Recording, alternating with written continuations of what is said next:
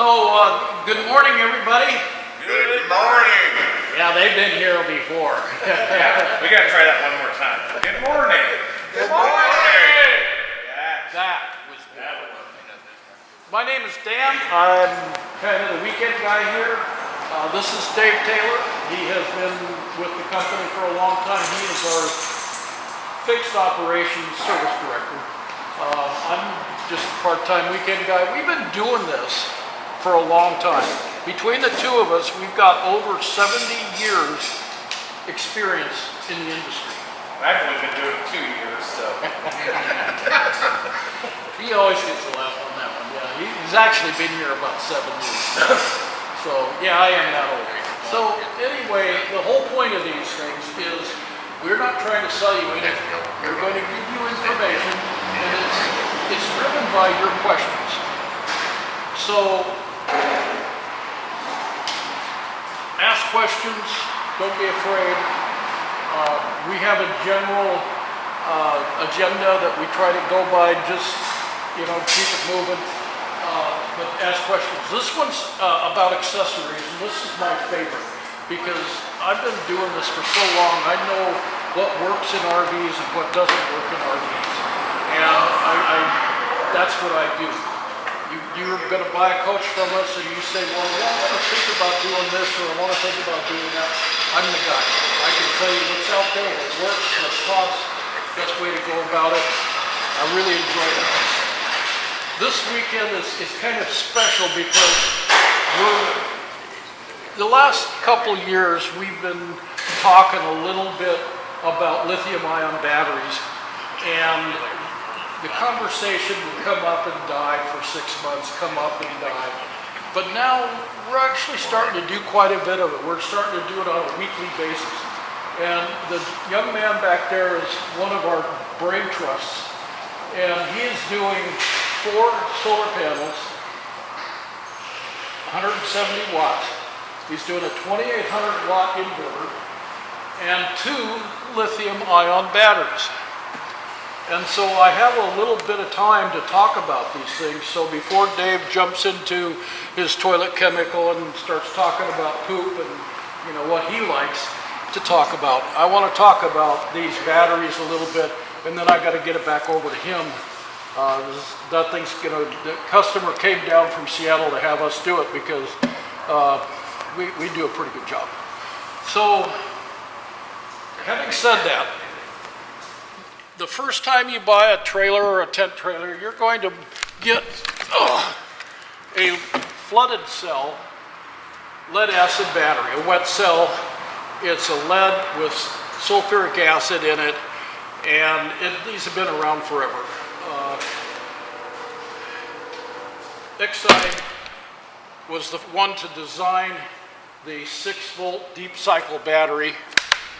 And I think it was back in 1889 the government contracted with them to design a battery that would light 4 lamps, an amp and a half each lamp, for 24 hours. And that worked out to our 100 amp hour rating on our battery. A 100 amp hour rated battery will discharge 5 amps over a period of 20 hours, which is what the government required. And that battery looked like this. It was a flooded cell version. This was the original deep cycle battery. Now this company, Lifeline, makes absorbed glass mat batteries, which is a click above the flooded cell. This is a 6-volt deep cycle golf cart style battery. The advantage to absorbed glass mat is 0 maintenance and longevity. They have about twice the deep cycle capacity of a flooded cell, which means they'll discharge, recharge, about twice as much as the flooded cell. And again, they don't need maintenance, and they last quite a while. They're very durable batteries. They don't need ventilation. There's a whole litany of issues that make them better. The only sad thing is they're twice as much as these are. And then comes in the lithium ion. Lithium ion is what charges these things. And these are batteries for the electronics, but we have adapted them in the automotive industry, in the power industry. What this is a bunch of diodes, capacitors. That's all it is. There's no plates, no nothing. It's just a bunch of capacitors and diodes. So we have evolved with this, and the whole industry is starting to learn how they work. And they're an interesting battery. This 100 amp hour battery weighs about 35 pounds.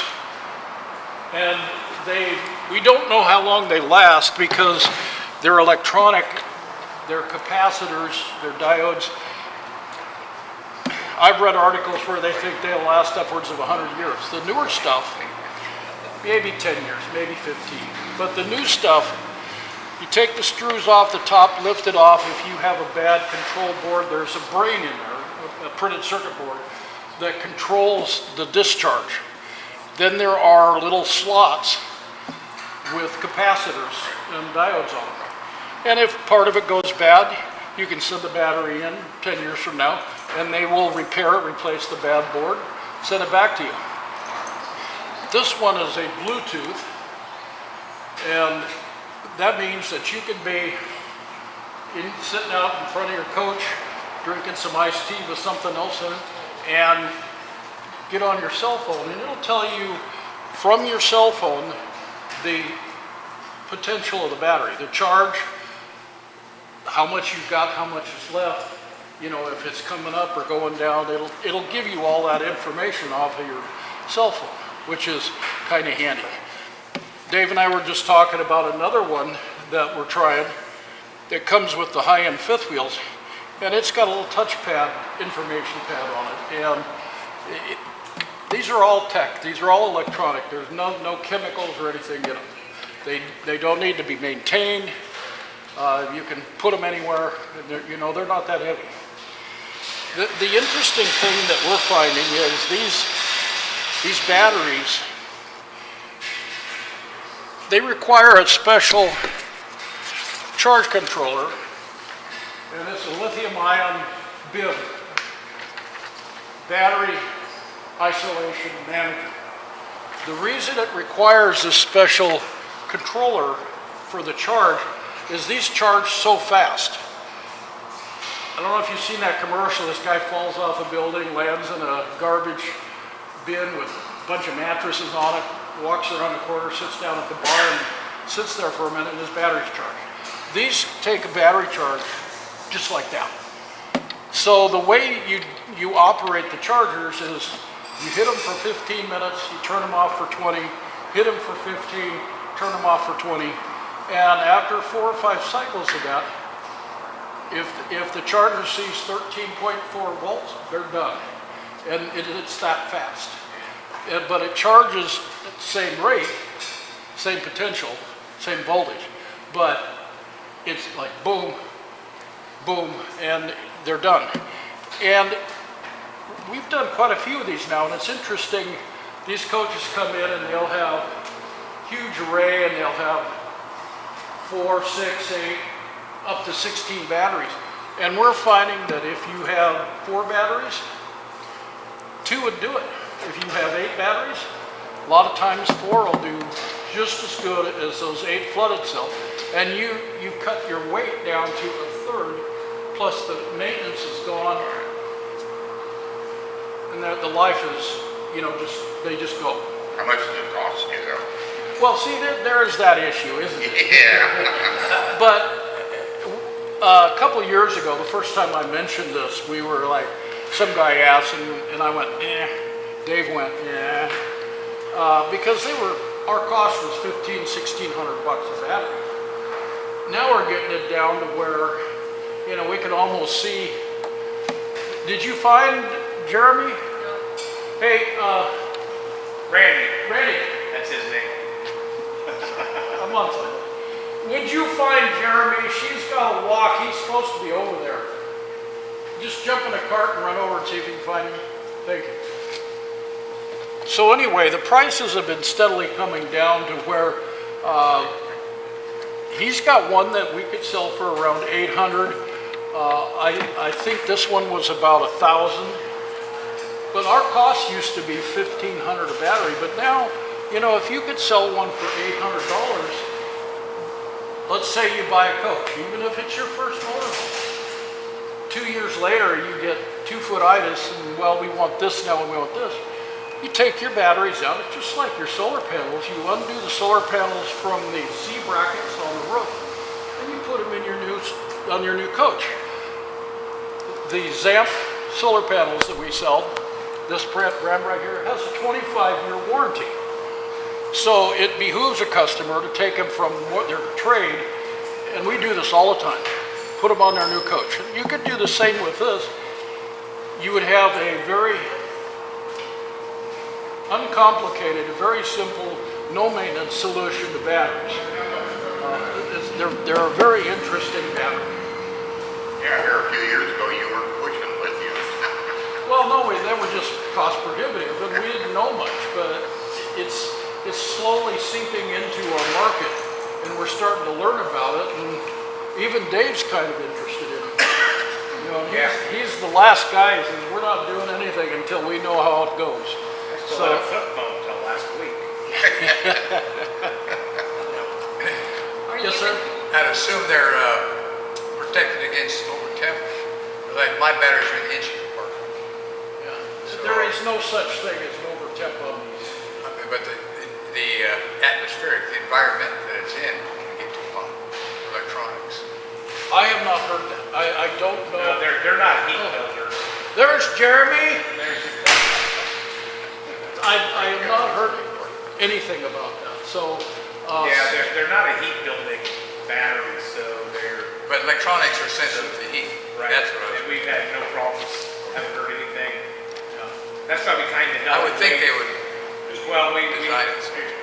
we held away from really promoting them a lot several years ago because they were still having issues with lithiums, just weren't doing that great. We were having a lot of issues, but what we've seen the last 2 years is there's finally enough companies out there that they kind of bet each other who can make the best battery, and in doing so, it's kind of like the cell phone world.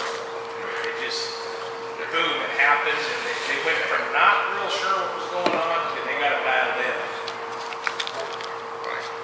So, yeah, I've spent a lot of time on this, but I want to kind of back off just a little bit. But the first topic conversation is the 6-volt batteries. In our industry, up until very recently, this has been the workhorse of our industry because for their footprint, for their cost, they have been the most effective kind of battery to have. Whether you have an absorbed glass mat or a wet cell, they have been the driving force. Does anybody have any questions about batteries, or are we kind of good? She had a question she was going to ask. Oh, I thought you No, started. I was just wondering, when you're talking about the blue light, I mean, would you put that with like a portable battery unit, or is that just, it works as well whether it's portable or So the lady's question is if would we put that with a portable unit? Absolutely, they are born from portable laptops, portable cell phones, portable this, because they are so much lighter, and they have, for the weight and size, they have a huge amount of capacity. We have batteries that are a different brand that we tried to get for this one, but they weren't available, they're so back ordered. But they're the same 100 amp hour battery, but they're a third less the size. So you can get these batteries very compact with a high capacity. They're vibration proof, they're very, for a portable application, they're absolutely, that's where it all started. Another big benefit is a normal battery, a lead acid filled battery, at full charge is 12.5. So as soon as you start consuming that battery, you have this line going down, and then you get to 11.8 where it's dead. On the lithium, go straight across the top, you have the same amount of power, and then all of a sudden, it's dead. So you don't have any drop in power. I think we have a lifeline, but I like the idea that your blue light, you could do it with the cell phone to keep an eye on its efficiency.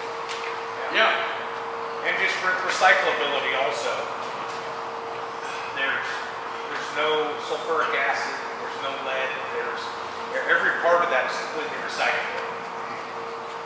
And that's kind of where our world's going right now, is trying to save everything. I say we as a whole. It wasn't just me. You know, when I grew up, Grandpa put the engine oil on the driveway gravel. That's how you kept it from getting dusty. So nowadays, if you did that, whoo! Oh, yeah, environmental, right there. Yeah, environmentally, everybody's going that direction, and it's partly our responsible to fix some of the oil Would you, on that. with that lot battery, would you be able to, or would you take two of the other ones? Could you get by with one of the blue light versus the two of the other, or would you go 2 and 2? If you had 2, I would stick with 2. It's more if you had 4, you could stay with 2. Okay. Yeah, if you had 2, I would stick with 2. But yeah, and these companies are, you know, it used to be you only had a couple companies to choose from. Now there's more and more companies out there, and they're all very reputable companies. We spend, just a second, we spend a lot of time on batteries because they're the heart and soul of any RV. And we get a huge amount of questions about batteries. So that's why we're going through this. The AGM is still our workhorse. This is a $475 battery. This 12-volt red one, that's $100. So the higher the technology, the more expensive they are. But you have a question? Yeah, is the warranty transferable? Say you get another coach, you want to take those with you, and you say you still have. I'm not aware of whether these are. I know that if you can prove when this was purchased, Lifeline doesn't care whether you're first, second, or third, or found it on the side of the road. If it's under warranty, it's warranted. And the same with Interstate. You bring it in, and if the date stamp is within warranty, we don't argue. I do not know about these. That's when I was mainly interested. I just don't know that. Any other battery stuff before I turn it over to Dave for a couple of minutes? Well, you're going to talk about bi-directionals, and then I'll go to backup cameras and poop. Okay. Real quick on bi-directionals. Yeah. Okay. So. Or do you want me to? Well, it doesn't matter. It's just that I got a lot of toys this time, and you don't have. I noticed you did. Yeah. You loaded it up heavy. Yeah. So I hope you guys, we eat dinner here about 5 o'clock. Any other questions or anything before I get this back to the test? It's got to install it. Can I see Bill outside? Oh, yeah. That's what I was wondering. What it is like. Yeah, it is much. You don't have any free samples? No. Oh, shucks. Why did I know you were going to ask that? We should run more then. Yeah. At $800 a piece, we don't stock a whole bunch, especially when we can get them overnight. Pretty spendy little item just to have sitting around. Okay, as we're going through this, we put everything on the successory seminar sheet. But if we get into something you really don't want to know about, we're just wasting your time. If everybody will just come to a consensus and say, none of us here want a tow bracket today, or that'll give us more time to go over the stuff you want to hear about, like batteries and poop. I'm going to do bi-directionals. I'm out of my chair now, you got me going. Yeah, all right. Okay, bi-directional, isolator relay delays, bi-directionals are basically just a way that you can keep your house and chassis battery charged off of either the alternator or being plugged into your inverter or inverter. A lot of RVs do not have that. So if you plug in when you're at the park, you're charging your house battery. However, you are not charging your chassis battery. Winnebago is, Newmar is really good about any new rigs from about, what, 13 or 14? 13, they started doing 13, that. they have that already installed. So when you plug in, you're charging both batteries. If you're driving down the road, you're charging both batteries. Great system. How they work is, it actually reads voltage on your batteries, and it basically just transfers. That's why I call it a relay. It relays between the two batteries so that it maintains them both. That way, if you're camping for a week or 2 or 3 or down in the desert, you go to start your engine, it's not dead. So, great to have. If not, you're gonna have to start your engine every 3 to 7 days, run it for a half hour, get everything charged back up. A lot of the stuff we sell is just convenience items. If you're full-timing or even part-timing, the last thing you want to be doing is messing with batteries and getting jump starts and dealing with impacted tanks and water heaters that aren't working. So a lot of it's just, the best thing you can do camping is camp and not worry about the rest. So, we do sell bi-directional isolators. We install quite a bit. There's still some manufacturers not installing them. Did Winnebago start finally? Winnebago still does not. So, and we don't know why I'm not slamming them. It's just that they're proven to be a very inexpensive, wonderful part of an RV. So, they'll eventually come around. So, any more questions on bi-directional isolators? They called it when they first came out 25 years. I've been in this too long, huh? When they first come out, everybody was going around calling them birds because they were bi-directional isolator relay delays. You've never heard that, have you, Ted? Bird's the word. Bird's the word.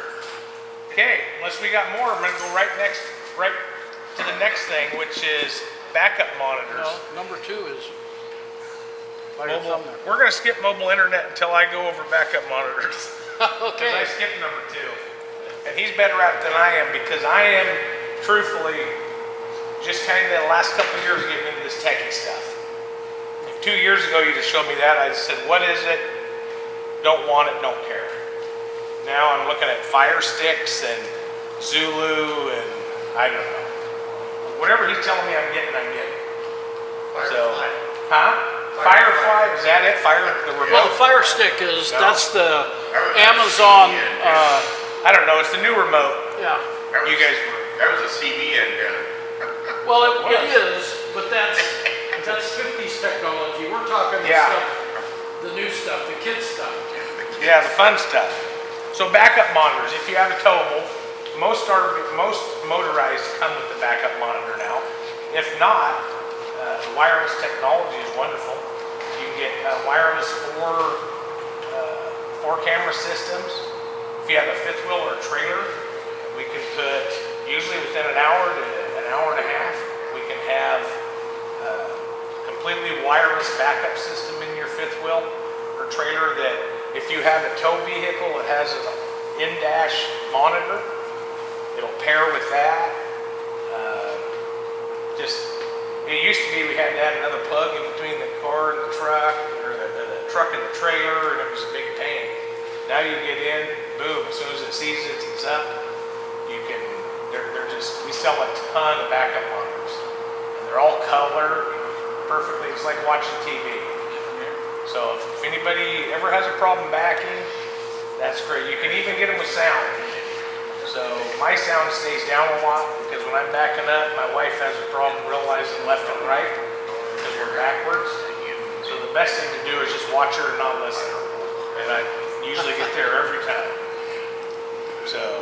Well, I hope she didn't hear that one. Oh no, she'll be watching this. Let's see what she says. Okay. So this is accessories. This is another one that I really am excited about. This has been something coming on the last 5 years or so. So it all started, people get on the road and they're 800 miles, 1,000 miles from home. There's no branches of the bank near them and they need to do banking. And I know all about that because, you know, you get real close to retirement. You're halfway across the country and you want to make sure that your money's in the bank.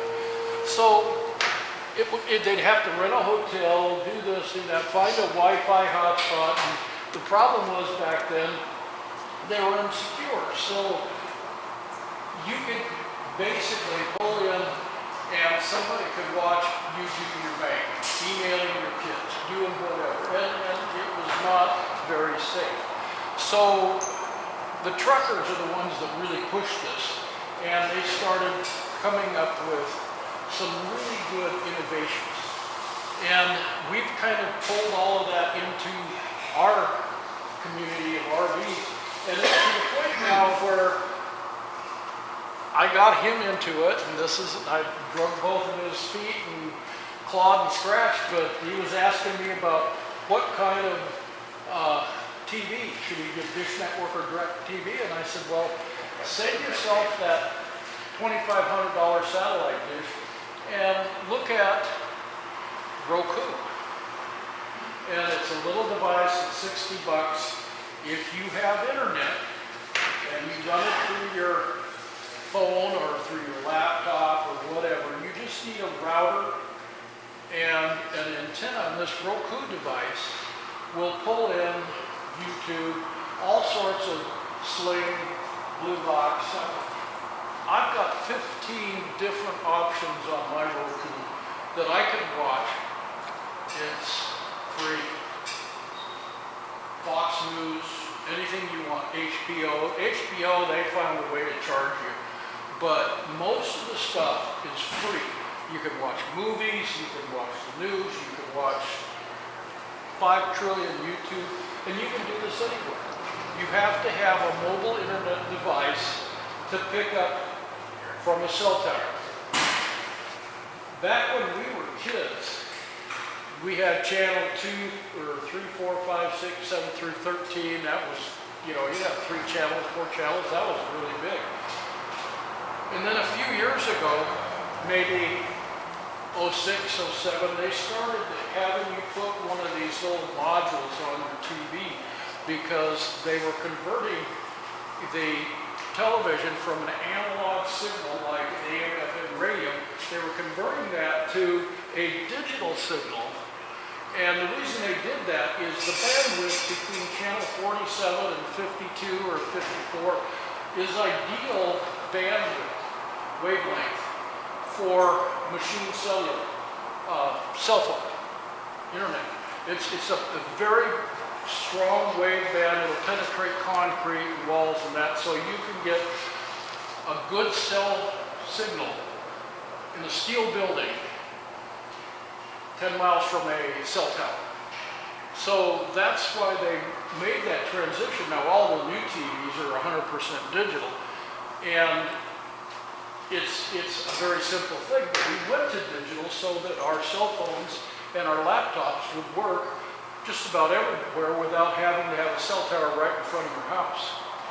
So there's some very interesting technologies out there now, especially seeing as our prior government told the trucking industry they have to document on computer their loads, their times, everything was through the computer. So they didn't want to pull over every 2 hours and find a hot spot so they could do this, so they started looking for ways to have internet. We are at the point today that we have several options where you come in, you buy a coach or you have a coach and you say, hey, we're going around the country and we need internet to keep in touch with the kids in the bank and this and that. And we have these options. The truckers use a system that has a big antenna, and we're talking big, about 18 inches. And it comes into your cell phone, and then your cell phone acts as a router and drives your laptop. They're getting extremely fast. And we're talking faster than mine. I live out in the country out here, and mine's pretty good, but this stuff's getting really fast. And for the RV industry, Weingart, who builds the Travel, which is the best satellite dish on the market, they got into this, and after a few years, they got in with the big boys. This is a pretty good product here. It's 18 inches around, about 12 inches high, and what this does is you can either take the chip, your SIM card, out of your phone, or you can get if you have like Verizon or Sprint or something, you can get a second SIM card for internet and put that SIM card in this. Or you can get with Weingart and they'll sell you a monthly contract. But if you have a smartphone, you're paying for internet access. So you buy this, I think it was $400 or $500 installed, right? Gary, 500 installed? That was a test. Okay. So this is $500 installed. And you either provide a SIM card, cell phone, or whatever, and a router. And routers are $80, $90, and we have some. Or you can go to Best Buy or wherever and buy one, get online. Now you've got internet. You've got fast internet. It's 100-bit encrypted internet. So even though I'm next to you and I can see the wireless icon, I can't log into it because I don't have your password. So you could be driving down the road, and she needs to do the banking, get a hold of the kids, whatever. Turn it on, away you go. What makes it secure? Is it the Roku that makes it secure? No, the Roku is just, I was trying to bridge between, in the old world, everybody had to have dish or DirecTV. Okay. But in the new world, get away from CIA brainwashing, you can go to stuff on the internet. And if you have internet access, I don't have the dish or direct to home anymore. I've had Roku for, I don't know, 6, 7 years. I even got him to do it, and he likes it. But what makes this secure and not? Well, this is, no, something else? the security is in your system. But this processes with your SIM card, it processes it at a 100-bit, the security, the password is a 100-bit password. So that's just in the software. But that's in the communication with the SIM card in your cell phone or if you get a second SIM card. What this does is this is a good way to pick up and receive. It's two different steps. You receive satellite signal and you send satellite, from the tower. So you have a cell phone. It's got a tiny little antenna down in here, and it's streaming out a huge amount of microwave radiation so that it can talk to the cell tower. And it's right here next to your brain. So with this thing, this does the same thing, but the antenna is this long. And it's the same with the antenna for transmitting is wound like a soup can. But it's all on the roof, out of your purview, and it'll work just as good at 60 miles an hour as it will in a campground. What you're doing is you're creating your own Wi-Fi hotspot with your own Wi-Fi, your own SIM card, your own internet. So if I have a friend that shoots model rockets, and one of the things that we're going to do after I retire is we're going to go down to the Salt Lake City area, go out in the middle of nowhere, and we're going to shoot some rockets with him. But he's out there so far. Everybody else in his group, when we started doing this years ago, I was helping him. Nobody else could get anything on their cell phone. And he was 3 to 4 bars. And that was one of the early systems.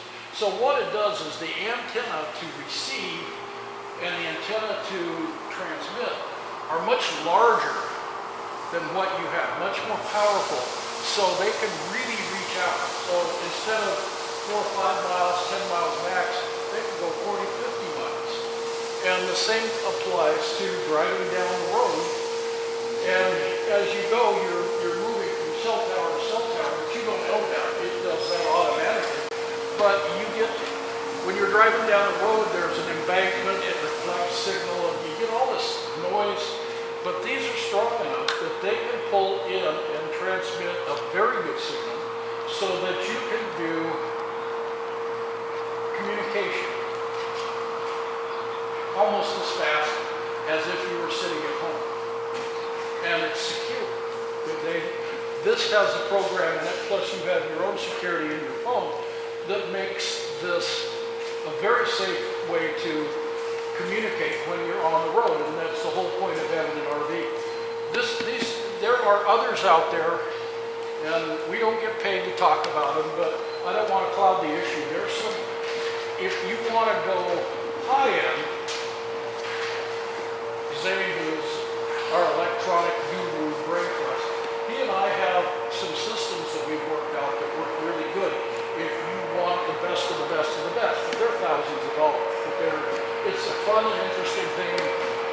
If you take the money that you spend on Dish Network, DirecTV, and just try Roku, and there's other ones out there now. It's amazing the programming you can get, and you can pick and choose. You don't have to wait till Thursday at 8 o'clock to watch your favorite movie. You can binge watch or whatever you want. It's out there, it's available, it's free. Technology is there. It's not that big a deal to acquire, and it really helps when you're on the road for a while. Okay, question? So if you're using the system and you're putting in that SIM card, do you have to use that SIM card as a hotspot SIM card? Well, the SIM card is, the question is if you're using that SIM card as a hotspot. Yeah, basically, what you're doing is it's your IP address. It gives that information out. This creates a hotspot. A hotspot is just a local broadcast. So this is broadcasting a very good signal to about 200 feet. And it's doing this because your SIM card has the information to connect to the internet and tell it who it is. Your IP address, all of that information is embedded in that SIM card, and that's what gives it permission to lock on to actually connect to the internet. Let me see if I can follow up on the question. So right now we have a jetpack, a Verizon jetpack. So it's like one of those portable hotspot devices, right? So in there is a SIM card. Right. So if I took that SIM card, put it in that, Right. it would pull the data from that particular hotspot. Well, it would create its own hotspot. Right, for right. your SIM card. Well, right, because that jetpack would be dead. That little thing you got, that's a midget, compared to this 10-foot diameter server. Right. But they do the same thing. But so we pull the data from that SIM card. The SIM card, you take that out and put it in that, and then whatever you're paying for the use of that SIM card gives you that and your internet and home access. And then you can take it out, put it back in that new one, if you're attacked. See, Dan, Yeah. the lift, say if you're in an RV park, the lift, get in, say they got a, Wi-Fi system, the lift, use power off the lift too. So the question is if you're I guess I'm in trying to a explain it. campground like ours, and we have Wi-Fi, it's pretty good Wi-Fi if you're close to one of the towers. We didn't put in enough towers. And his question is, will this system piggyback that Wi-Fi? No, what you need for that is a Wi-Fi extender. And they're a lot cheaper than these are. And the Wi-Fi extender would have a tough time staying connected when you're driving at 60 miles an hour down the highway. So to do that, if you're in LA and there's a cell tower at 500 feet, it'd probably work. But if you're out of it, those extenders just don't have the antenna or capacity or the amplification capacity like these do. These are intended to be miles away, moving, and all they are is huge antennas with a processor. They can pick up a signal and then transmit a signal, and they create their own Wi-Fi hotspot. But because they use that encryption and their own encryption in the processor, it's a very secure hotspot, but it moves with you. That's why it was made for the truckers. And that's where that's where the drive is from, is the trucking industry, because those guys now go down the road, they're hot 24/7. That no matter where they're at, if they're flannel or hazmat, they have to stop every 2 hours, ping it, and say, okay, I pulled over, I'm stopped, I'm inspecting my load, and there's only certain places they can do that. But they don't have to worry about hooking up to connecting to the internet. It's live. The government sees when they stop. So if they inspect your logbook is live.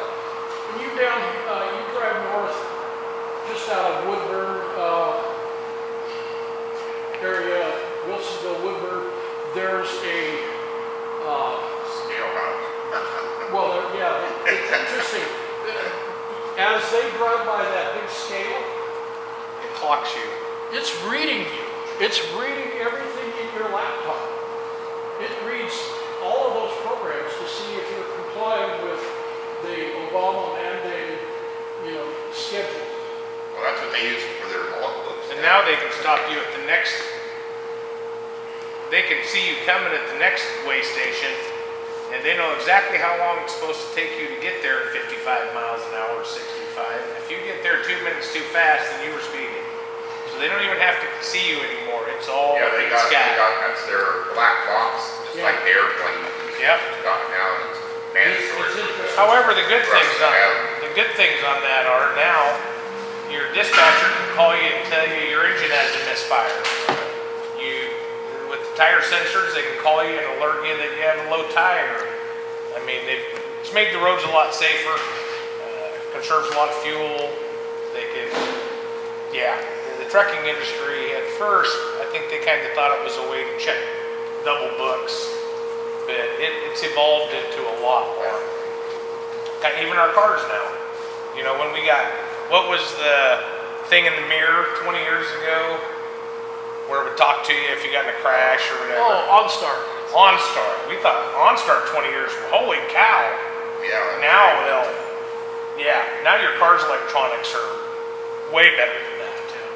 Well, just like those scales down, when you go through the scales there, you run under X-ray system, they tell you exactly what you got here. Oh yeah. And that big building, yeah. Yeah. Yeah, can I help you? So, to revert back to that, do you have to buy a SIM card that is exclusive to a hotspot, or is it just a standard SIM card for a phone?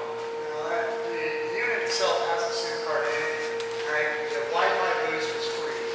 Okay? All you're doing is you utilize an app to attach to a Wi-Fi signal. When you subscribe for the 4G LTE, that's what's going over the cellular net. So it's a whole different 4G LTE is just like a phone. Your phone has Wi-Fi in it. Your phone, you make a phone call and it goes over the cellular.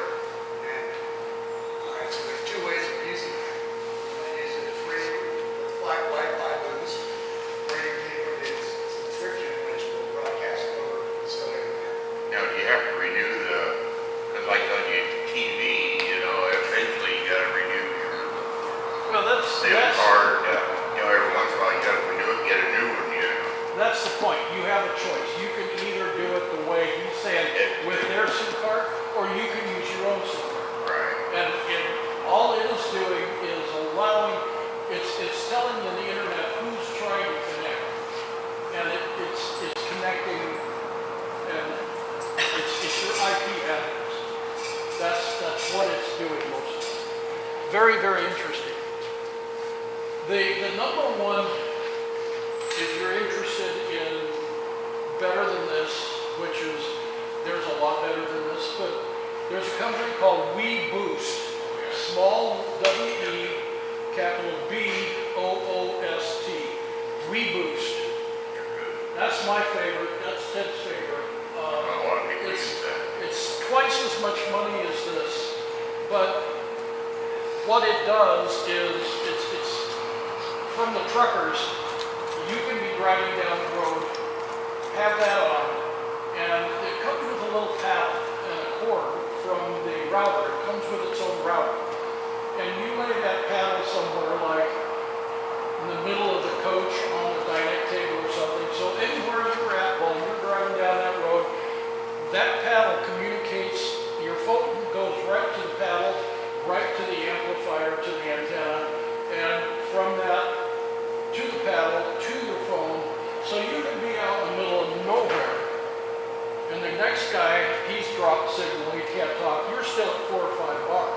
And it's the same thing with your laptop. That paddle can be 10 feet from you, and you're just rocking. You're doing 1 or 2 gigs. But Weboost is right now it's the best. If you want the best stuff, well, I'm sure they're better, but that's really good stuff. That's pretty much what all the truckers are using. And if you go to their website, we sell that stuff, but you can read about the trucker RV. And the difference between it's trucker/RV kit. And the difference is the antenna. The antenna for the truckers is a mast type for off the mirror. The RV one is a slanted roof mount. So, you know, and it's just up there flopping around, and that's the only difference, but they just are amazing. Any other questions on this? Because he wants to talk about something else. He's getting answers.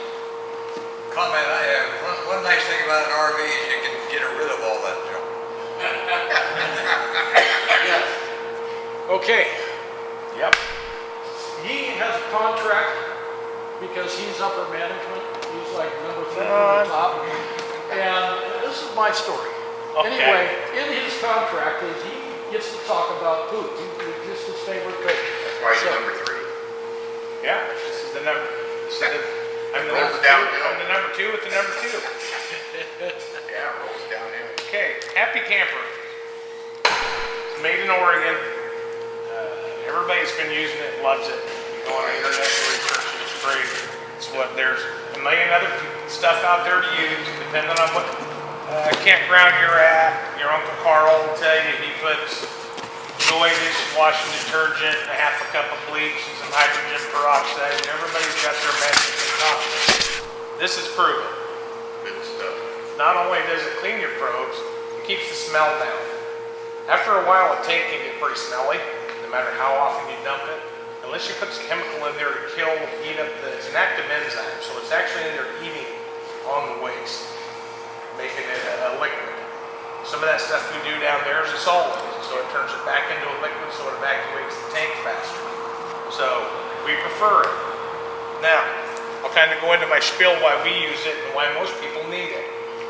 What we are going to in the industry more and more, hopefully I pass away before I have to quit giving this spiel here, because we're going to digital sensors on tanks now. Black tanks, fresh tanks, and gray tanks. The gray tank, by the way, can be as dirty, if not smellier, than a black tank. So all the specks of food off, rice-a-roni off the plate, the grease out of your hair and off your body, anything that goes down that sink or shower drain is stuck down in there, and it's pretty nasty. Works in that too. I put it in mine too. Yep. Down that great thing. So I'm getting better at drawing toilets. I wasn't great in art class, so you just gotta trust me. That's a toilet, and this is a black tank. So we all know what happens in here, and then you have this thing out here with a pull handle, so you can dump the waste out. Doesn't he look happy now? I mean, just look at that. I'm in my element. I love talking about stuff that saves people money, because I'll bet you he was talking about batteries earlier, and I was thinking to myself, we have a battery truck that pulls in every Monday, I think it's Monday morning, and it's a 5500 Ford F-5500, and there's 2 pallets of batteries on it. So there's, I don't know how many's on pallet, of the group 24 lead acid. 5,000 pounds per pallet. So there's 10,000 pounds of batteries we get every week, and every week we get 2 more pallets.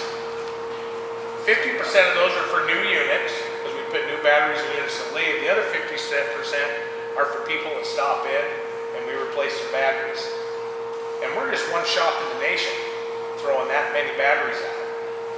So people spend a ton of money on batteries, so maintain them. Check your fluid level. Sorry, we're going backwards. You don't get to ask any questions anymore. No, go ahead. What do you got? We properly recycle every one of them. What's that?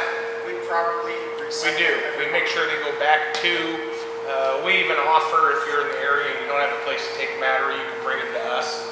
And the big part on that was 25 years ago, you could get a port charge for a battery. They used to be worth $6 or $7 a piece. So you never had a problem getting rid of a battery. 15 years ago, the price of lead dropped so much, you couldn't give a battery away. Battery companies didn't want them back. find them on the sides of the roads, wherever. So here about 10, 11 years ago, Guaranty started offering, if you need a place to dump it, bring it here. We don't so much anymore because again, the price of batteries and cores are so high that we, believe it or not, we have people come out here in our campgrounds, not our campground, our storage area, and if we don't have security, they will take brand new batteries down and sell them for whatever they need the money for. Hopefully it's a T-bone steak. So, anyways, in this black tank, T-bones. You know what happens in this black tank? You got some stuff that accumulates down here on the bottom, and it can start building up. As you're putting water in, the water kind of stays, approximately at the same level, but you still have solids. So you want to put a happy camper in and start getting that chewed up. Because if not, what will happen is these solids can build up in your tank if you don't dissolve, start to waste them. And we've all been in this industry long enough to tell you that we've had people call in and say, my toilet won't flush, but my gauge says it's empty. Well, what's happened is you've dumped the liquid out of this system and you still have a pretty good mound of poop and toilet paper hanging out. So then we call Ted and say, Ted, that's what you get to do today, since you were 10 minutes late to work.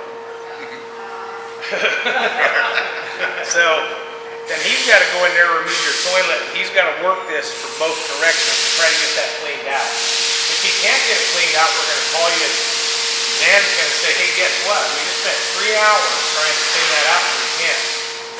So the good news is they still make that tank at your manufacturer and it's only $700. And then it's only $300 to get it there. And then we're only going to charge you 10 hours to put it in.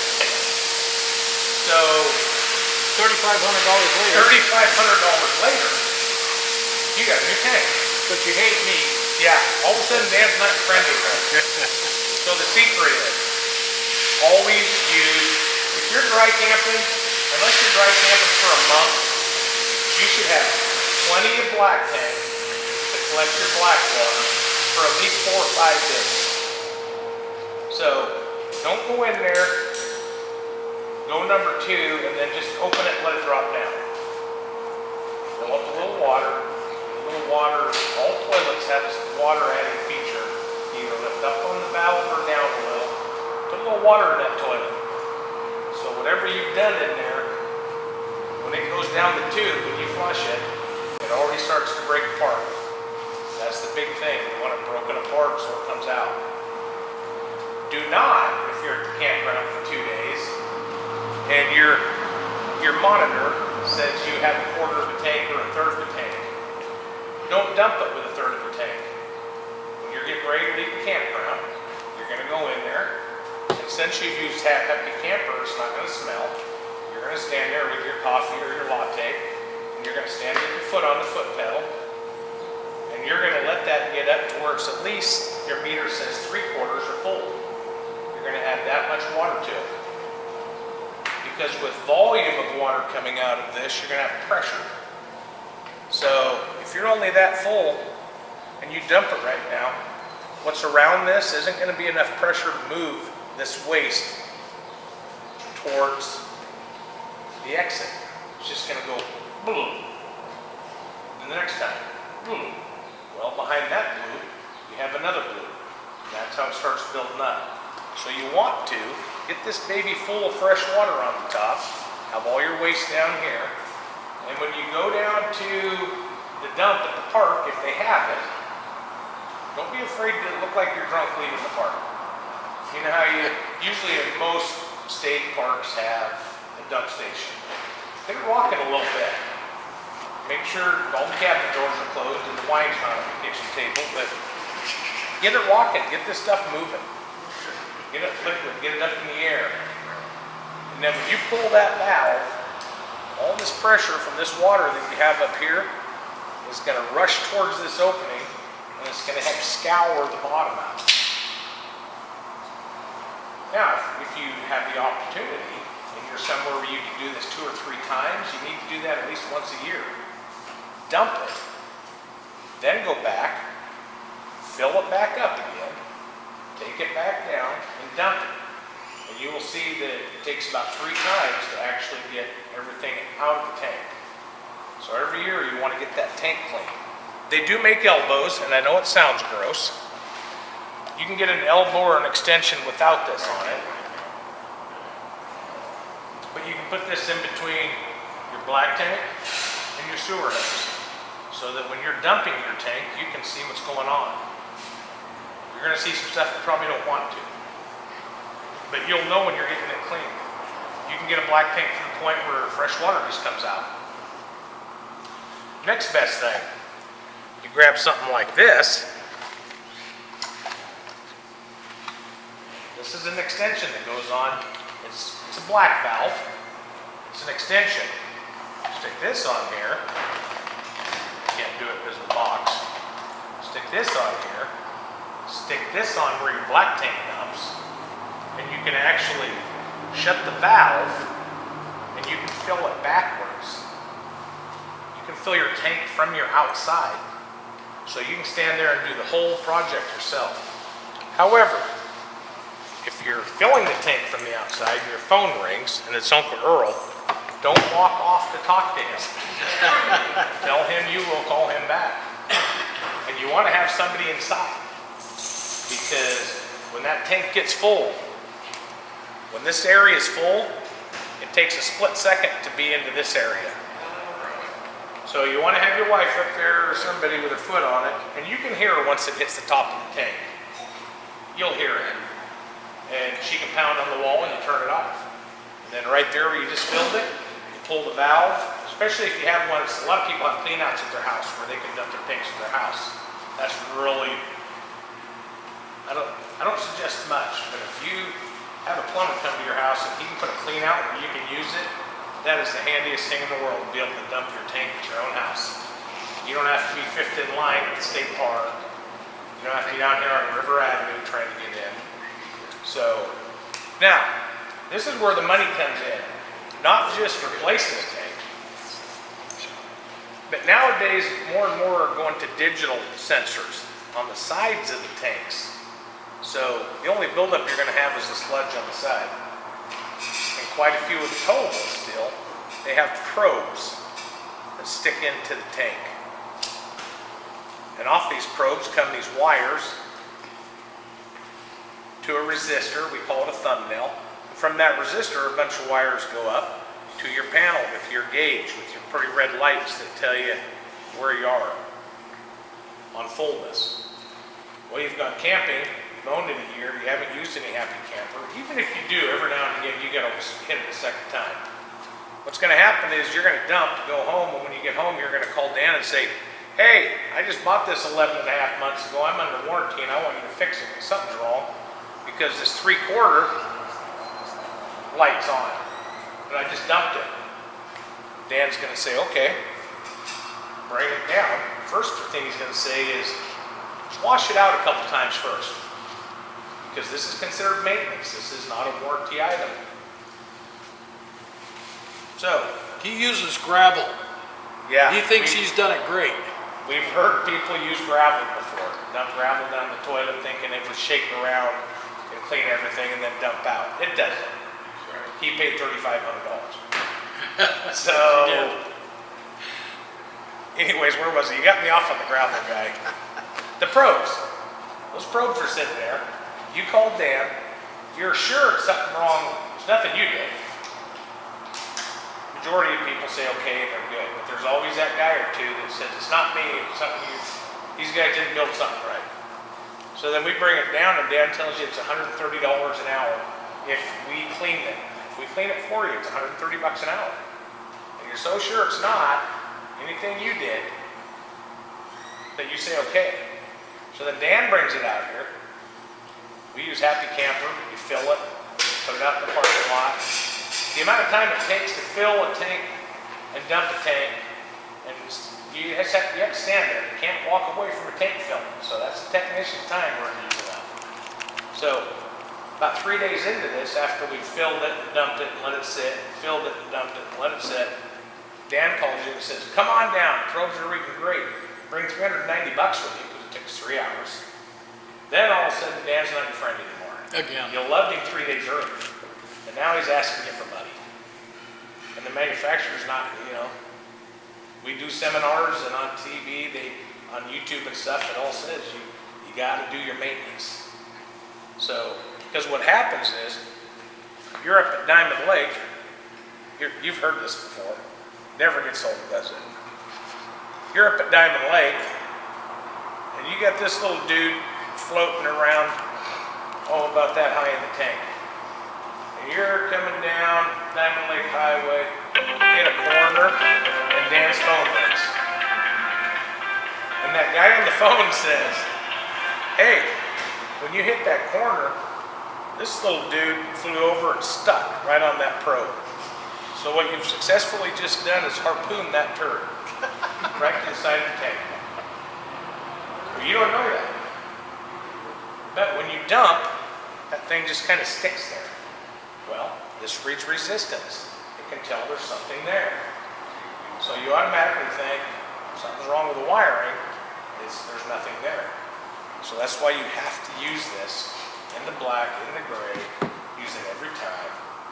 When you do get your tank cleaned out, you're going to take a 5-gallon bucket, you're going to take a scoop or two of that in that bucket, stir it all up, and you're going to go in and dump it down the toilet so that you pre-lubricate the bottom of your tank.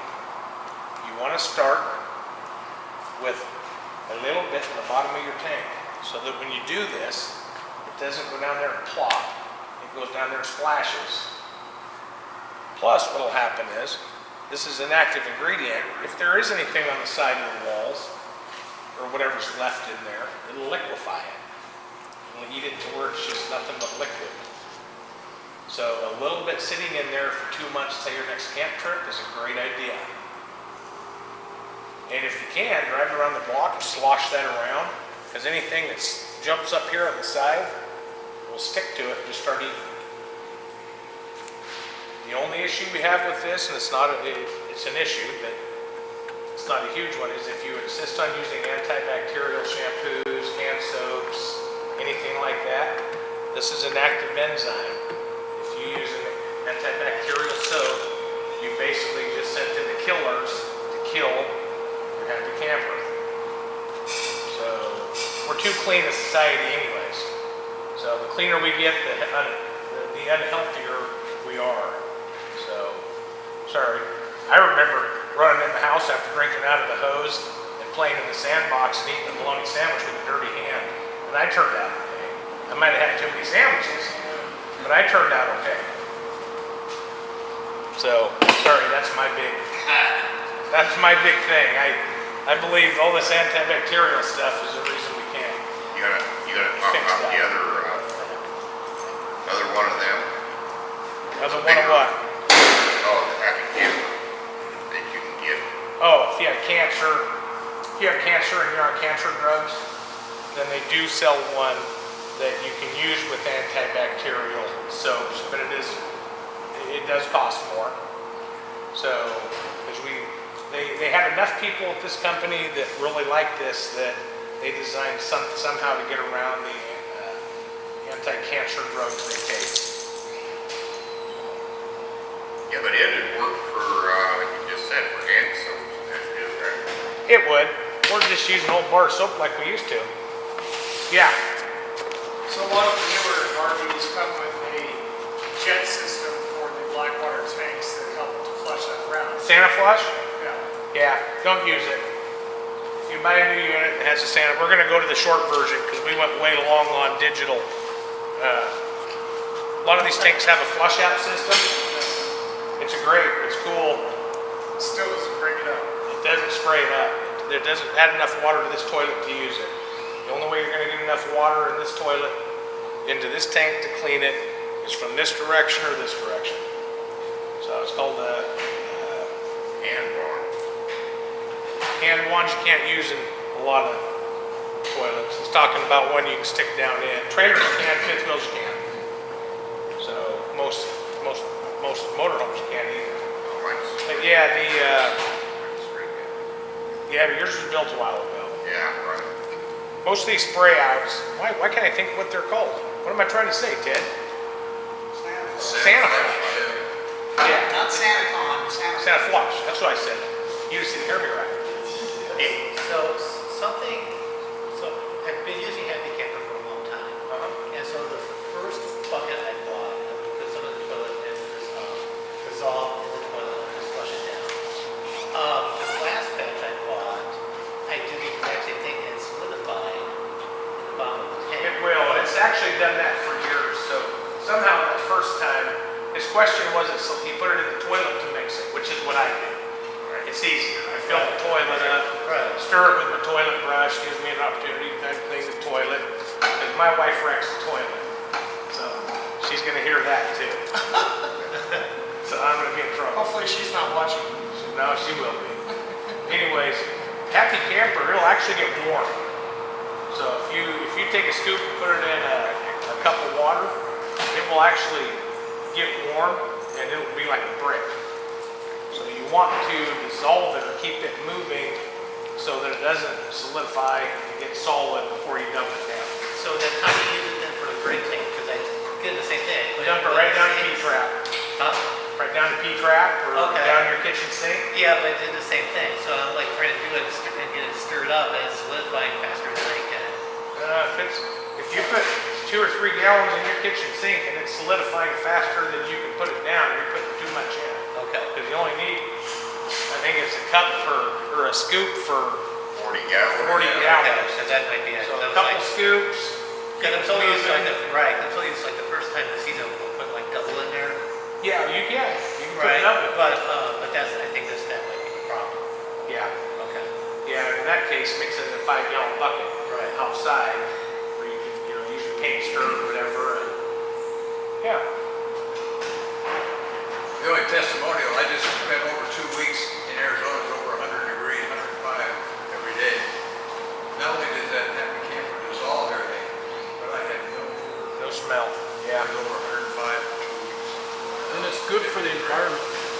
You're supposed to be in Arizona in December. Oh, he I will got be. delayed. So- oh. Yeah, it was hot. You heard it was So raining. I want to mix it up a little bit here and give you a little break. I mean, That's fine. We need to. yeah. So I'm gonna grab me a new fresh coffee. about a year ago, he had to go somewhere. I think it was the last August or so. So I had one of the techs come in and stand in for him. We did the poop conversation in about 6 minutes. He just did it in a half hour. He just loves poop. So anyway, we're going to move forward here a little bit. I want to talk about another very important accessory. Now, Dave and I have been doing this for 100 years, and we, in the beginning, we didn't see eye to eye on about half the stuff we talked about. And this was always a bone of contention because I always thought that it was like gambling. You pay your money, you take your choice. A surge protector is for the guy that's in the old campground down the end of the gravel road, and the voltage is like this day and night. And then some drunk drives down, hits the phone pole, 11,000 volts comes screaming up, comes in your coach and fries everything in your coach. Because when they do that, it goes up the ground wire, and it back charges each of your appliances. So whether they're turned on or not, if they're on or off, they're going to get fried one way or another. And my argument was, well, you have your insurance on your motorhome, and it covers that under your comprehensive. And it's what, $500,000. Well, these are $500. So to me, it was a push, and the probability is very low that it's going to happen. But then Dave Taylor said, well, yeah, but here's reality. You're a young guy, you're 50, you've been working, this is your first big vacation, you're going back to St. Louis. You get most of the way there and you're in the campground and it fries everything. So now what do? You fly home. Before you fly home, you put it in the shop so it gets fixed. You ruin your vacation, you rent a car, you go do something, you come back 3, 4, 5 weeks later when it's fixed, pay the bill, your vacation's already ruined. So yeah, they do have their good merits. So what these surge protectors do is they're a fuse, pure and simple, they're a fuse. And they are attached either temporarily at the power post, and you plug that into the post, then you plug your short cord into that. And if there is a 220 issue or a voltage spike, it either trips out or fries. When these things experience 10, 11,000 volts, they're designed to melt down. But in that 4 or 5 nanoseconds that they are actually melting down, current is passing through. So what they do is they put capacitors in these things so that in those few nanoseconds that current is passing through, they absorb that current so nothing actually leaks into the motorhome. This thing is toast, but you're good, you're clean. You don't have to ruin your vacation. And I gave him that, and I agree with him now on that and some other. Finally. The only thing we agree about is No, not at all. But anyway, yeah, it took a while. So anyway, these are a very important product to have if you're not a gambler. If you're a gambler, save the $500. But there's a good chance it could ruin one of your vacations. So what's the difference between a cheap brand X and a progressive dynamic? And we don't get paid for this. This is just over the years, the techs and I have, and David, this is the better product. And so we're discussing this product.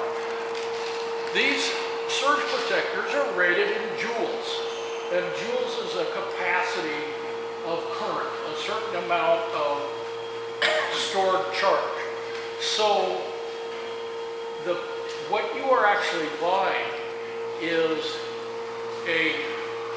what you're paying for is how many joules and how much capacity this has to store that electricity while it's melting down. We have them out there. We have one for about $80 and it has almost no joules. So if you have a tent trailer with nothing in it, I guess that's fine, but it's still going to fry. Because if you have 11,000 volts coming down the line, it's going to see those little ones and it's just going to pass right through them. It'll fry everything in the coach.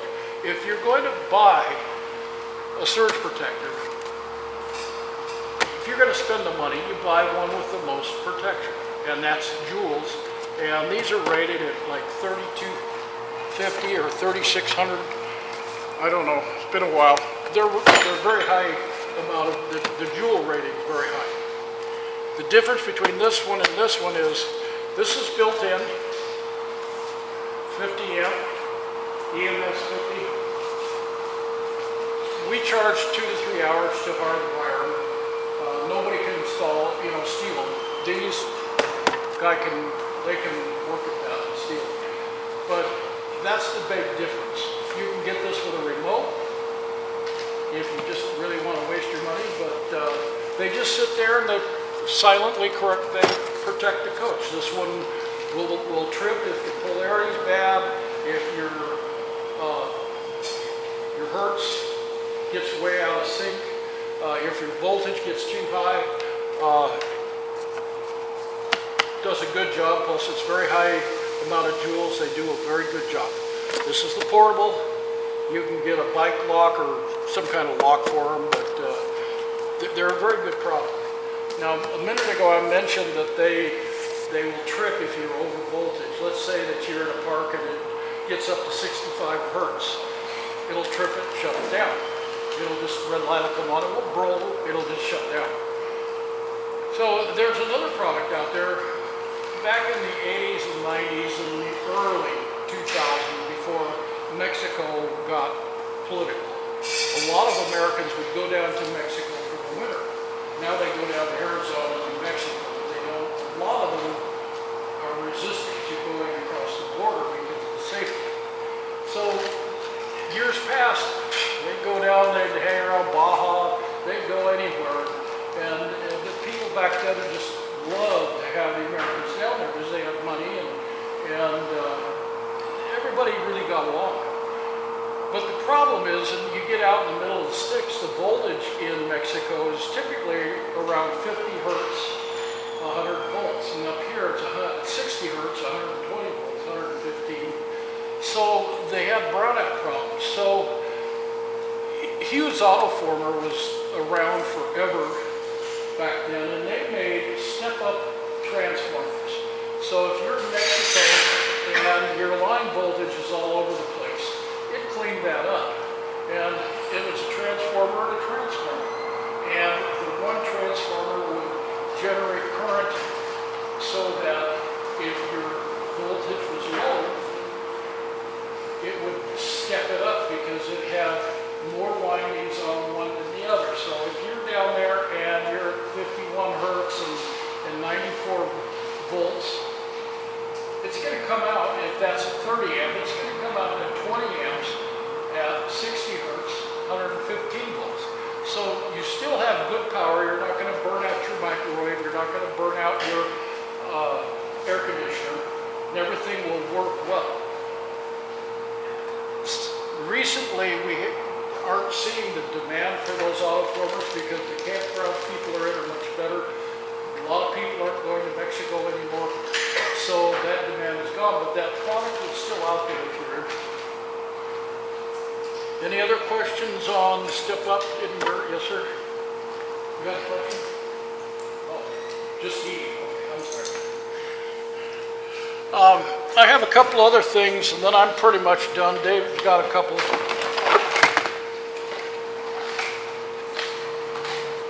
These little screens are bug screens and we do sell them. As much as I loathe Camping World, for years they would not sell them because they didn't trust their employees. I believe that. So anyway, what these bug screens are for is you put them over your furnace, your water heater, they even make them for refrigerators and other big furnace. You put this over the exhaust port, keeps bugs from crawling into your furnace or your water heater, and it does a good job. But the problem is, the fine print says, do not use these during the season that you're using, let's say, your furnace. So in the fall you start using your furnace, you have to take this off. But that's when the little buggers want to get in there. And the reason is you have to take this off, and this is a safety warning here. What happens is this slows down, it's like builds up a back pressure. The exhaust port of your furnace has to push that exhaust through the screen, and it slows it down. And there is a chance that you build up pressure inside the burning chamber of that furnace, and you can get the carbon monoxide leaks into the cabin. People have gotten killed from this before. It might have oxygen between carbon monoxide. So yes, they're available. If we sell one, we require our parts people to explain that you have to take them off during times of high use. And that brings me to my propane comment that I like to make every time. Sorry I had to sneak off. I had a phone call and had to. That's all right. I only had one. You told me you didn't miss anything. I'm sorry? You told me you didn't know you was gone. Yeah, it's usually, who are you again? So anyway, propane. If you walk into your coach, we used to tell people, if you smell propane, open the windows, open the door, go outside, turn the propane on. But they figured this out in, I don't know, about 20 years ago, 15 years ago, they started quietly telling people, well, we have found out that propane will not pass through screen material. So if you walk into your coach and you smell propane, number one, you never turn the lights off or any spark for ignition.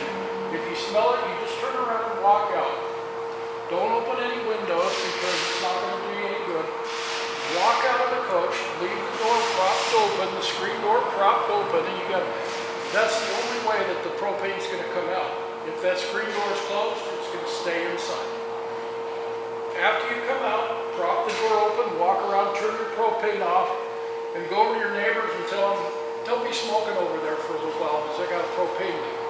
And stay away from the coach for 20, 30 minutes.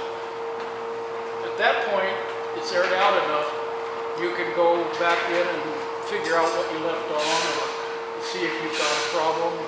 But don't assume that just because you have a window open, it's going to pass through the screen material. It will not.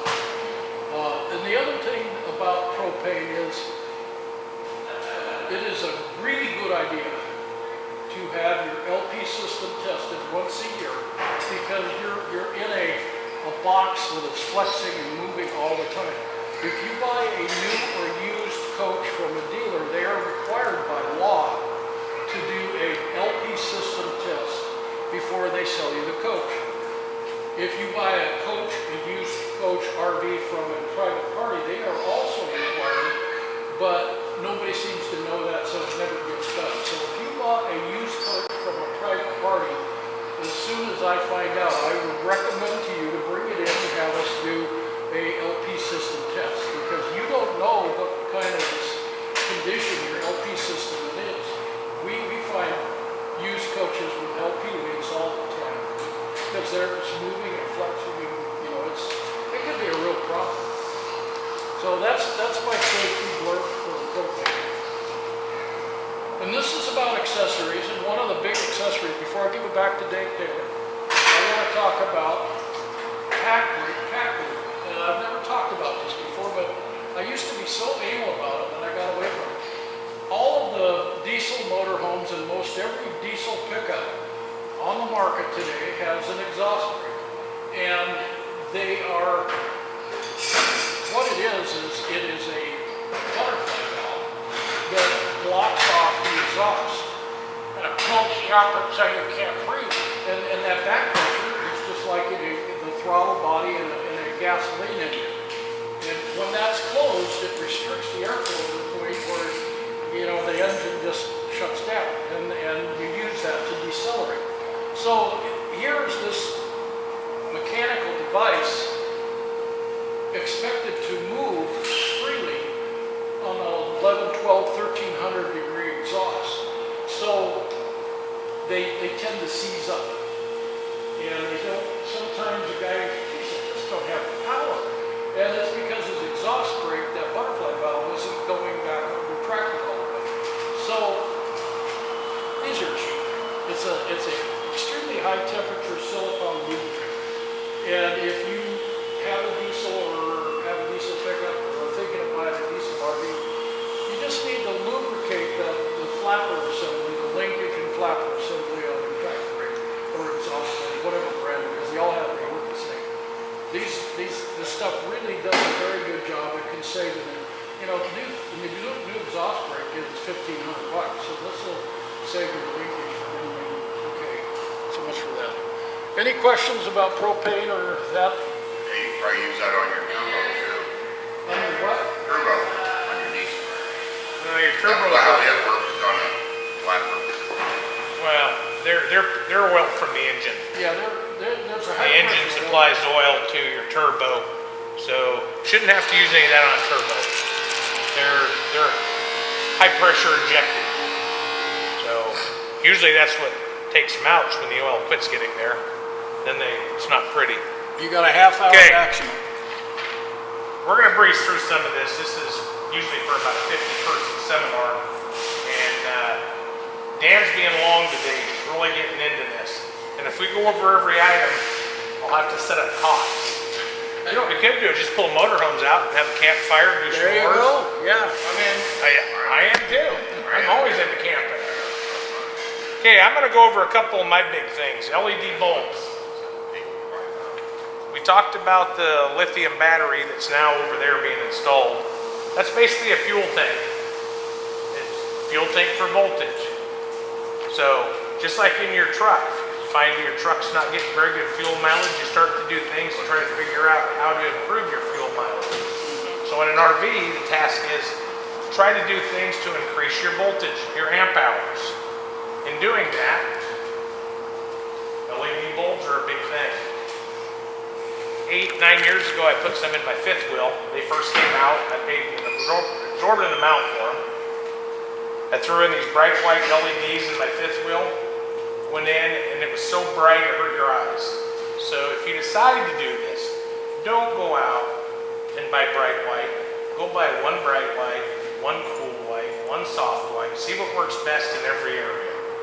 My reading one, I use a soft white, the one behind my chair in my fifth wheel. So it's just, don't get bright white. It's that bright. It's so bright it's blue. So, plus they decided now, kind of like eating apples with Alar 30 years ago. They throw all this stuff at us and then they realize later, oh darn, that kind of is a problem.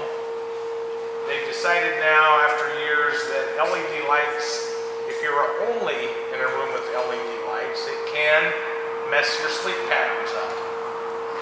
So, if you have a front room in your RV that has 5 light bulbs that you like to burn all the time, keep one an incandescent bulb, just for the heck of it. These guys go to school to test this, so I'm going to believe they know what they're talking about. So, LEDs are great here and there, the majority of them LEDs. Keep an incandescent, the old style bulb somewhere. It's supposed to, and in saying that, Guaranty, have a good one, good to see you. Guaranty just recently, and I wish I'd talking about LEDs and going green made me think about it. We got this big award for being one of a green company because every light bulb, just about every light bulb in this company now is LED. So from bathroom lights to office lights to porch lights, these are all LED. So that's one of my big ones. Looking down this list, does anybody have anything that particularly stands out that you would want to talk about? What I don't want to do is sit up here and talk about sway bars if you have no intention of ever having them. The slide trays, storage, a lot of our research is about storage. Slide trays. So, I'm assuming if your research is on storage, you're thinking it's going to be tight, right? Okay, there's pros and cons. So a slide tray, well, there's probably one in that Montana right there in there. Yeah, I'm not gonna bring it over. No, you're not. Start that up and bring her over here. Slide trays, they're great because usually if they're in a double bay, you can open it from either side and you can get whatever's in the middle out to you quicker. However, because it slides, you can't go as high, so it's going to fall off the sides. And when you put it in, you have to leave a gap between the slide wall and the wall in the bay. So you automatically lose feet of storage because what you get is being able to pull it out. What you lose is extra storage. However, if you don't put one in, if what you need is in the middle, you got to get to the middle. So, yeah, there's one in there if you want to look at one. You know, they're great. It just really depends. If you're fighting for space, they're going to take space. But if you're looking for easeability, they're a lot easier. Hey, Steve and Mike, how are you guys? I know how you guys. Yeah. You're on. Right. See all that space to the side? Appreciate that.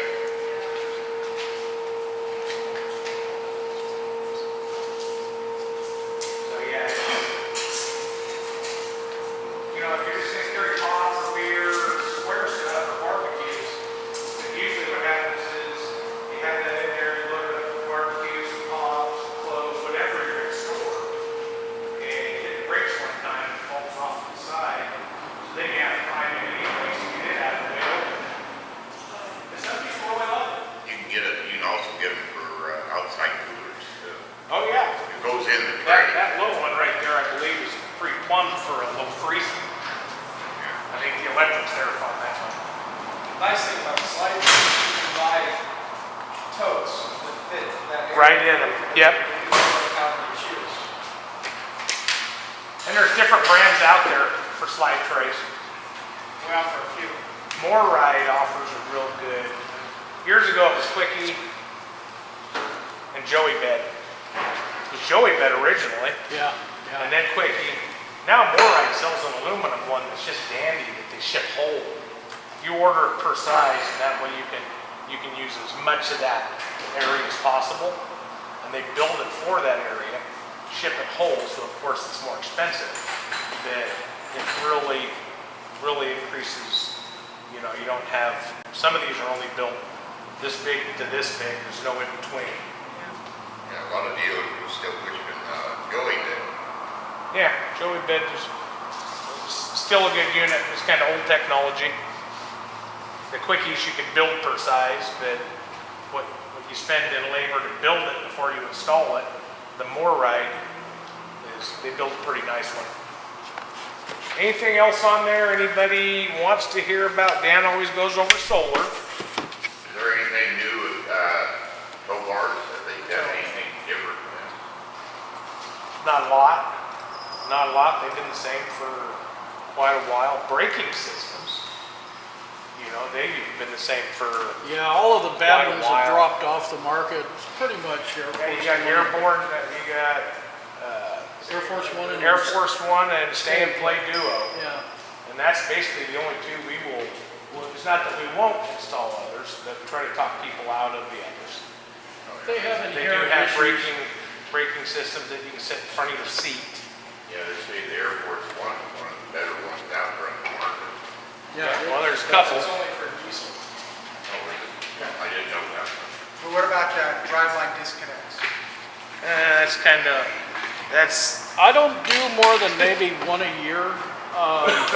Some vehicles just aren't meant to be towed. You've got a tow package and a towed brake, it's gonna cost you around $4 grand. Now you've gotta add $2 grand to that to put a loop pump in there or a driveline disconnect. And the driveline disconnects, it's a splined coupler. So the way I always did them, and fortunately most of the vehicles were lighter trucks. I put 1 foot on the ground and everything's in neutral, and you've got a PTO cable, you pull and push, and I get the thing rocking with my foot, and it goes clunk, and it clunks in. Now the manufacturer says start the engine, put it in neutral, and then just after you turn the engine off, push that cable. But what's happening, it gets the drive shaft spinning, and then it goes, and then 6 months later you're back, and we have to put new little pads in there that carry the coupler, and you know, it's all just chewed. So if you get it aligned right where it works, and you baby it, oh baby, I mean, you have to be very careful, then they're okay. But, you know, some guys, they get nervous, they get excited, and they're grabbing it out, and bam, and then so they're in Phoenix, and they gotta get an appointment, get it rebuilt, and I could spend 20 more minutes trying to talk you out of it. yeah. Do they make a magnetic one? No, then, Magnetic, you pull that lever and then they may have one time, but here's the deal. Where we used to sell one a month 15 years ago, we sell one a year now if we have to. We just don't want to do them because they're unreliable, they're difficult. There's other options. What kind of vehicle do you have? We have a Toyota 4Runner. Yeah, Toyotas just don't like to be towed, and the reason is when you tow, the transmission is in neutral, and the tail shaft is spinning, or the driveline is spinning the tail shaft of the transmission. It doesn't have a mechanical lubricator at the back of the transmission, so the back of the transmission, the bearing and everything is constantly spinning when you're driving, and there's no lubrication. That's just how Toyota builds their transmissions. Mercedes, BMW, Lexus, all of those, plus Toyotas, Nissans, a lot of the cars are just not towable like that. Four-wheel drive pickup, a lot of times you can put it on a tow dolly. If you leave it, you know, you have to back it up so the fronts are on the ground freewheeling. And Toyota's been, you can do that with it. If it's not the all-wheel drive, if it's four-wheel drive. 2004. Yeah, you can put that in two-wheel high, back it up, strap it down. You can tow it on a tow dolly, $2,000. Put a brake control in the motorhome, you can do it. I have one of the sales ladies, Teresa, over there. She'd probably be a good one for you guys to talk to if you want to buy that Guaranty. But she has a customer buying a smaller diesel pusher, and they have a situation like that, and they want a trailer. So we can get, or preferably we can tell you where to go get a car dolly, or not a car dolly, but a car trailer. There's open bed trailers where it's just two slats you drive up. Steel trailers, you know, 3,500 max, maybe 2,800. They're not that heavy, and it's a better, I mean, it's not much more than a driveline disconnect, and it's, you don't have to buy all the other tow equipment. One thing about those, a lot of RV parks charge you extra for the extra trailer space. I'm sorry? Like some of the RV parks charge you extra for the extra trailer space. Yeah. Yeah. Part of the fun of RVing, isn't it great? That's great. So, you know, a lot of people at this point, they have kind of a come to Jesus moment. Okay, well, you know, you can go down here, and we're always at the auctions buying clean, almost brand new Jeeps and Honda CRVs that are already set up for towing. And maybe instead of putting a lot of money into that Toyota, just buy a little, use something to tow behind it. Just for that is towing. towable.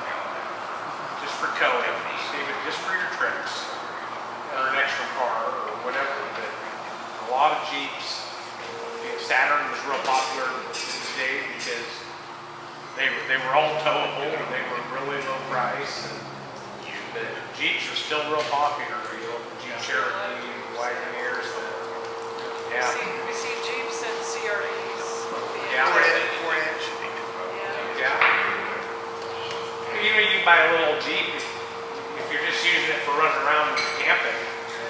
Pick one of those up on Craigslist for $6,000, $7,000, $8,000, pretty decent one. And who cares about scratch or two? We're just camping or running to the grocery store. Or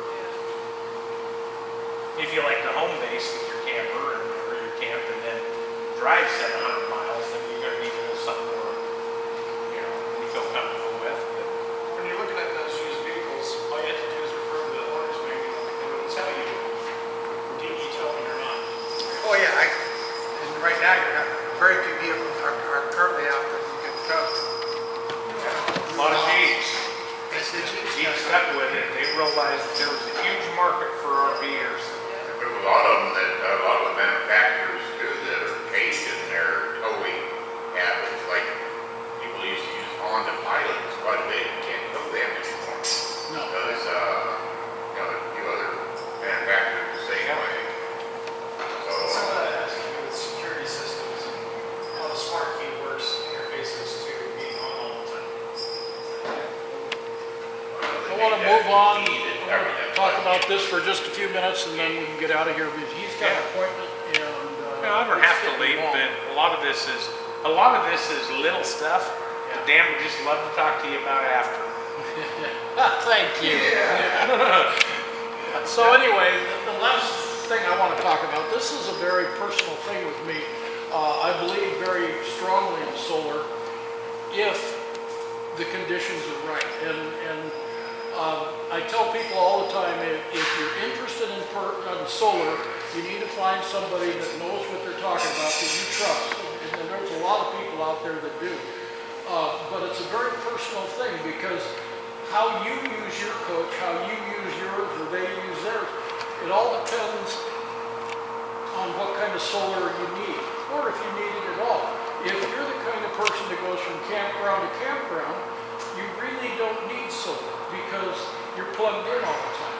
If you campground and then you go dry camp for a couple of days, well, put a couple extra batteries in it. That'll carry you through, because the alternator in the tow vehicle or motorhome will get them charged up before you get to your next location. But if you park it somewhere for a long period of time, let's say you dry camp for 2 weeks at a time because you're getting close to retirement.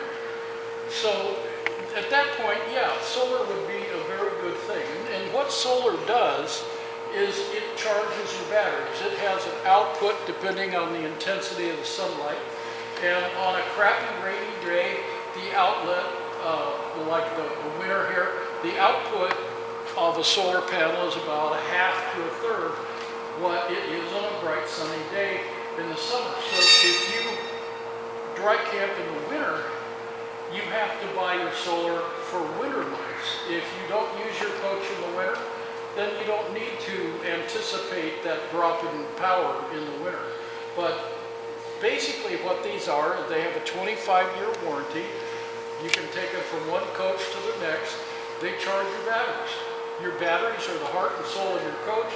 They drive the inverter, which drives the microwave, drives the curling iron, the toaster, the coffee pot, all of that. That comes from the battery power. That battery power is replaced by the solar panel. We use Zamp, which is made in Bend, Oregon. And it is a very good product. It is the best solar panel on the market for it. It's a very good product. It's a little bit expensive, but they're the best thing out there. They're very efficient. They have good electronics for the charge controllers. Any questions on solar? Yeah. Did you say the name was again, Dan? I'm sorry? Did you say the name again of the brand? Zamp, Z-A-M-P. Out of Redmond, aren't they? Ben, Redmond. Ben, yeah. How many watts is the biggest one they make? The big one, they're putting 4 170-watt panels on that. That's a good point. Thank you. Appreciate that. When he, yeah, 4 of those. Yeah, you're welcome. Anyway, the 4 panels that we put up there are like 30 inches by 52, 50 by 30 something. They're They're big. basically about the same width as that one. They're about that tall. Not that tall.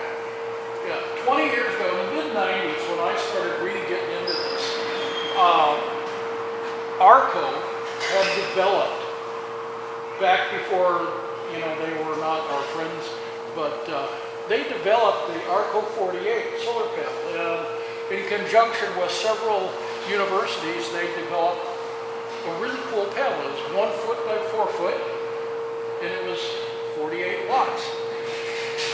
The big panel that we have up there, when they first started building those were 100-watt panels, and they keep getting better and better and better.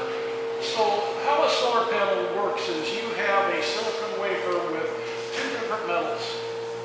And when we were all in junior high, we had science class, and the instructor had this little, looked like a spatula or something, and you heat it up and the thing would bend.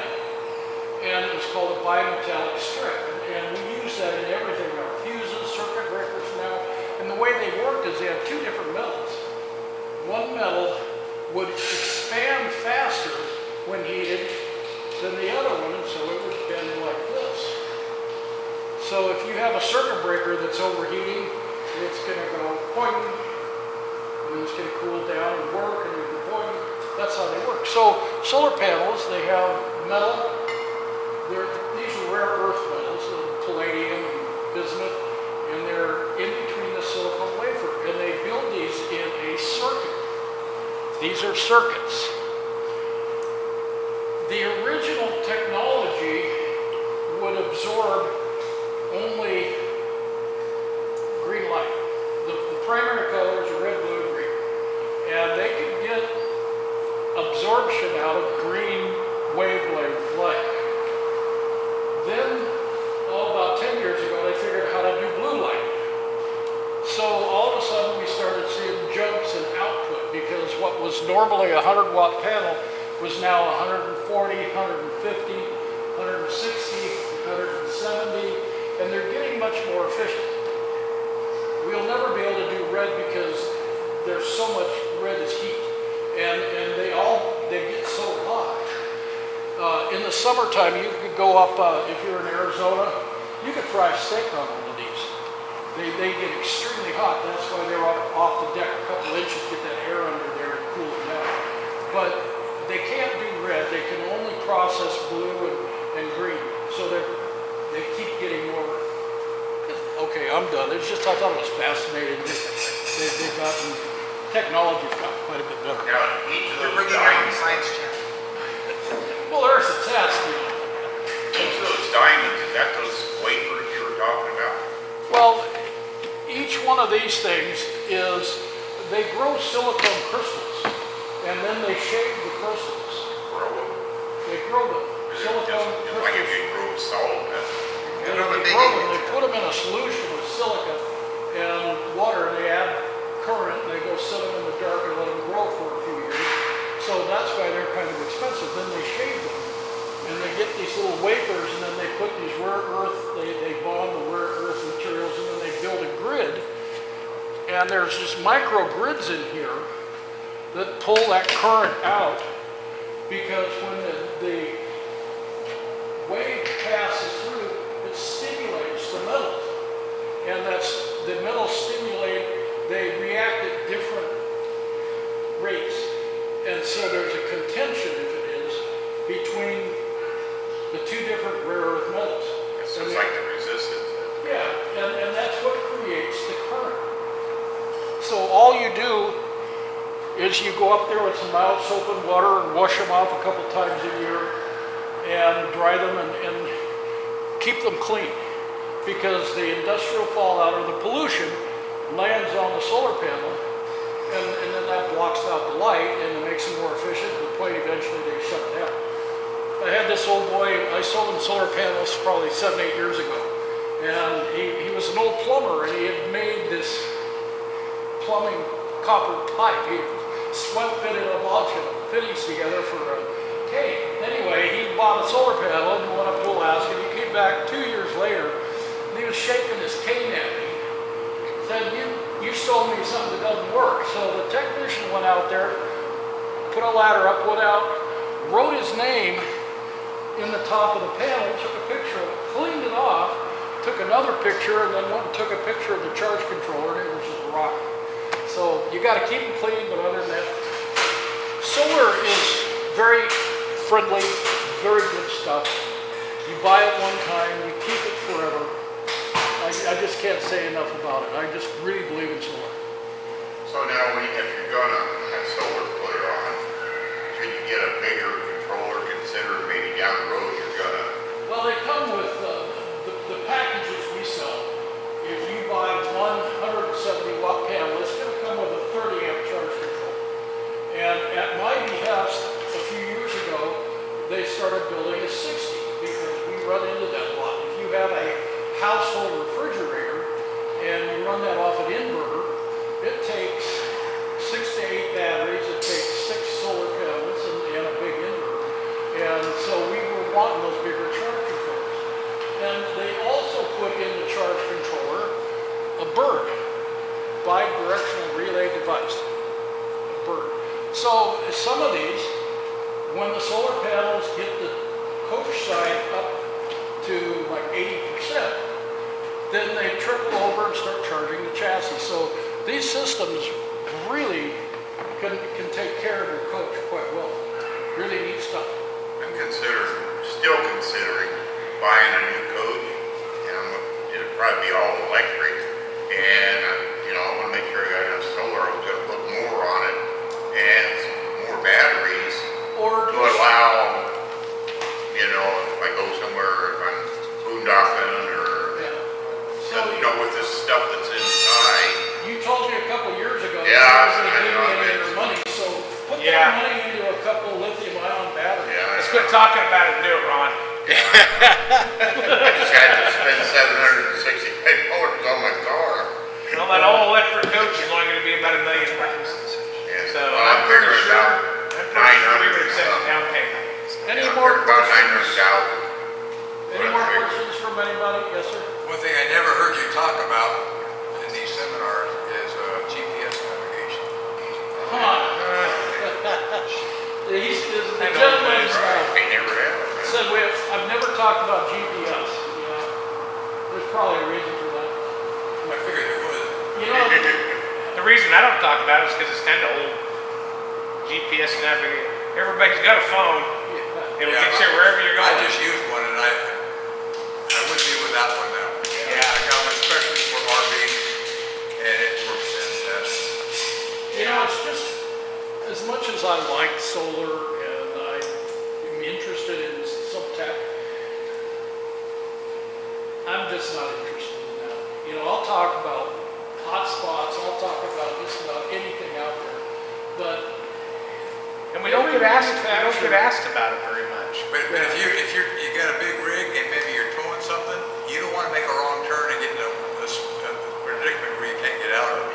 Right. The biggest problem is for us to talk about it, we would have to actually be involved with it Yeah, right. more than we used to, because it used to be we had great big devices where we had to load every state in. Oh, yeah. I mean, we were into this vehicle navigation before people knew it was out, except, you know, I mean, it was a huge ordeal. If you wanted to go to Canada, you had to buy their tape and stick in, and right now the problem is there's just not enough want for it or people asking about it to actually offer it. So we don't want to talk about new stuff if we don't sell it and know it. Yeah, right. I'm not up on it. I know that I'm 60, 40. I'm not sure how long I am with my dually hooked to my big fifth wheel, but I'll bet you I'm 60 plus feet long, and I've never got where I couldn't get out of. so I might put a couple scratches on the side. thinking about this, I want to just like 10 words. I've never heard you in my life start to talk and only use 10 words. Here we go. Road trek. Hey, 2 words, come on. Oh, Mix software. Download laptop. Every trucker uses it. 10 words. you did it. They do, and I'm sure it's great. And I'm sure yours is right on your dash, right? Through your existing stereo. No, I have to add it. It's just on the dash. I mean, I'm sure it's great. But it tells me. I don't want to tell you how great it is if I haven't been in it. So I think what he should do is invite me camping to Arizona next year for a couple of weeks. That's why you ended up in Arizona so About long. January. And then I can let you know how it was getting there. Yeah, take the time off. This one I have tells me about when curves are coming up. Oh, yeah. Speed changes, speed limit changes, animal crossings. I mean, all the campgrounds. I mean, it's just. Is yours readable? Oh yeah. No, I hear it's great. I just, What brand is that? It's a Garmin. Yeah, that's well, that's what I got. anything Garmin sells is great. Now, Mine I reads don't book buy to me. that one bit. I've owned a bunch of boats, and Oh. the first thing I put in my boats was a Garmin system. Yeah. Rand Garmin, that's what McNally, I got. and it doesn't matter who, if you're gonna buy one, make sure it's for RVs. Yeah. It'll say on there for RV because there's a lot of one-way streets, 7-foot overpasses. I live out here in the sticks a little bit, and about a quarter of a mile from my house is a trestle that's like 5 feet 7. You know, you gotta really. So if you get one of these navigation, if you get that little Joey thing, whatever they call it, they assume you have a small car and you can turn around. You have to get one of those navs that is specifically for motor. Yeah. Bridges and tunnels, a lot of things like that. Yeah. Or for big rigs. And you know what? You're really not. It's not an adventure until you got to back a 40-foot fifth wheel 2 miles down a gravel road in the dark, with your wife back there screaming, "No, your other left." It was his wife, was one. All right, you guys, thank you very much. Thank you. Appreciate your coming. We do this every month. Yeah, we and have a schedule. We're gonna start with the basics.